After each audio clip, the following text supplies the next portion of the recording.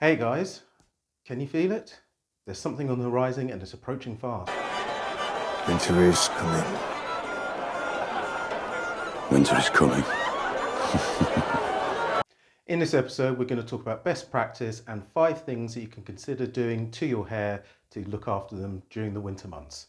Cue the intro.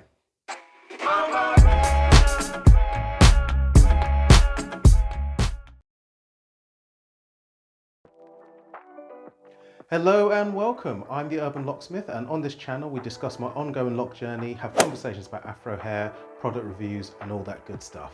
So this is going to be a little bit of a shorter video today, and you'll forgive me if I seem like I'm rushing through this a little bit. This is actually my second time recording this video.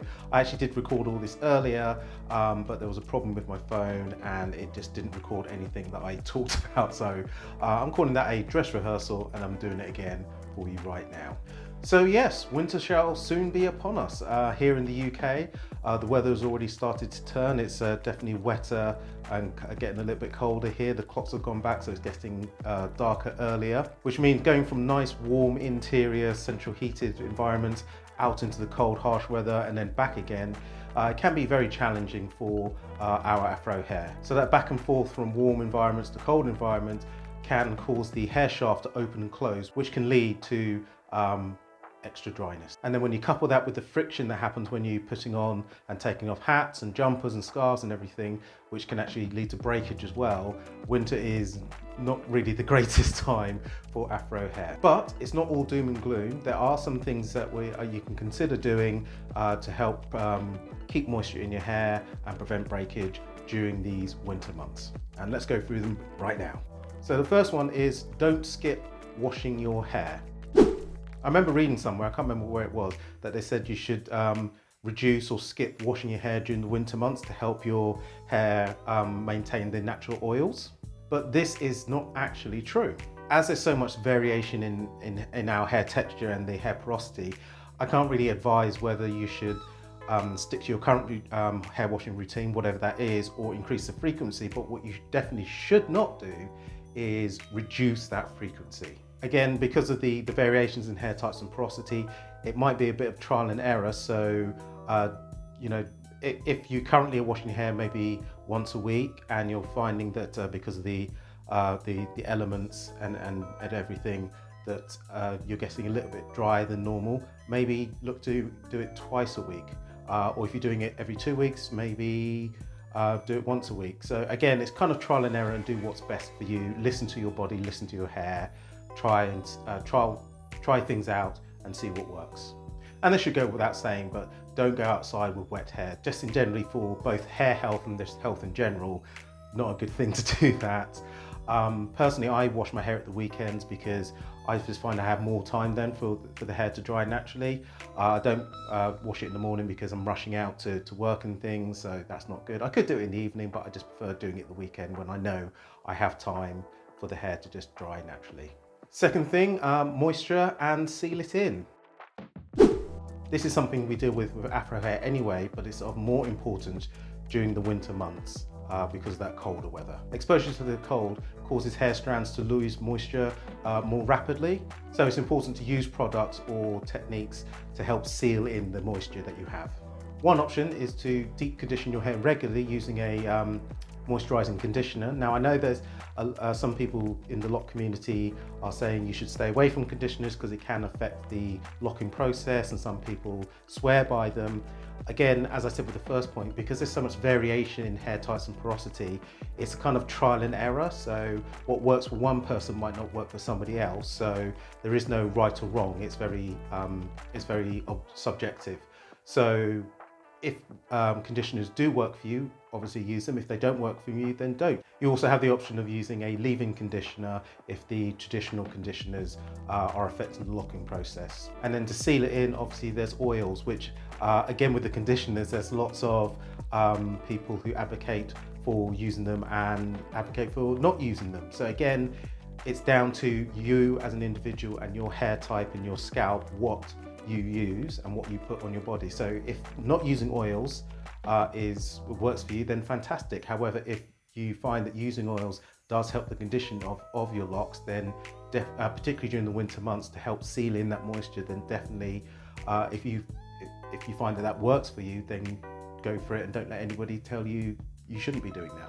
Third thing to consider is definitely covering up your hair, which again, when it comes to winter and the colder months, you should definitely be covering your hair when you go outside anyway, because of the colder weather. You lose a lot of body heat through the top of your head, so just for generally staying warm and also, you know, preventing colds and flus and things like that, definitely cover it up. When afro hair in particular comes in contact with materials such as wool or cotton and things like that, it can lead to damaging the hair or even breakage. So potentially use silk scarves or bonnets or do-rags and then put a winter hat on top of that.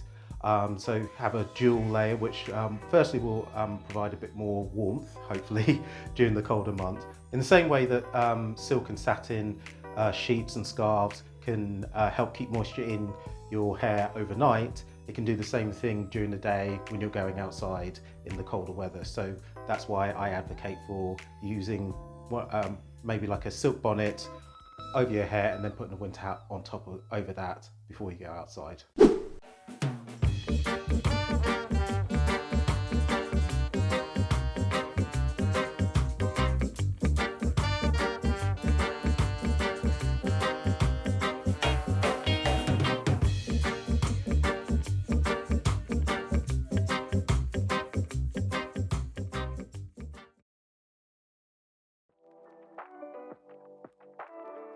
The fourth thing is switching up the products that you use. I know some people already might have their go-to products or brands that they have a lot of loyalty to and swear by.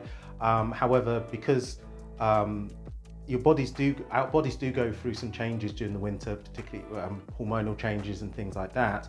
So the products that you normally use might not be as effective. So personally, during the summer months, I use Head and Shoulders anti-dandruff with the coconut oil in it, which is perfect for me and my hair. It does exactly what I need it to, and I don't need to use any other shampoo. But because of the colder months, I actually use a second argan oil shampoo as well. So I use the Head and Shoulders first, just to clean away all the dandruff, and then I do a second wash with argan oil to help help put some more moisture and oils into my hair as well, and that works for me.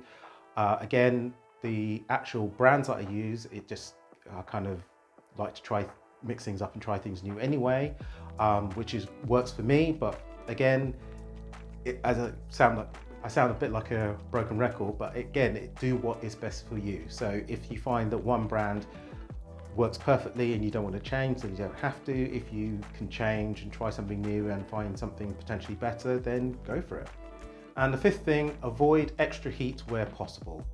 It's not just cold weather that can cause breakage or damage our hair, but excessive heat can as well, which particularly if you've got the central heating on, it dries the air out in your house, and that could be leading to hair or scalp issues as well. So particularly with the cost of living and the prices going up, I know some people are trying to limit using their central heating too much. But there are some other things you can try as well, such as, if possible, investing in a portable humidifier. They're great for both skin and hair, as they replenish dry air with moisture, as well as promote a healthier, more relaxed environment. So if you have the means of getting one of those, then maybe look into it. And as a bonus, take plenty of vitamin C. Vitamin C contains lots of antioxidants, which prevents against breakage and split ends. So definitely a good thing to look into, and I've got a video coming up soon looking at the best vitamins for healthy scalp and hair, so stay tuned for that. And that's it. Those are the 5 things you consider looking into maintaining your hair during the winter months. Have you used any of these techniques before, or are you thinking of using any of them? Comment your comments below. We've got some great videos coming up soon where I review some afro products, as well as talk about some tips for maintaining locks. We've got some great videos coming up soon where we review some afro products, as well as talk about some tips for maintaining locks, so stay tuned for those. Thank you all for watching. Don't forget to do the like, share and subscribe thing on the video, and I will see you in the next one. I'm out.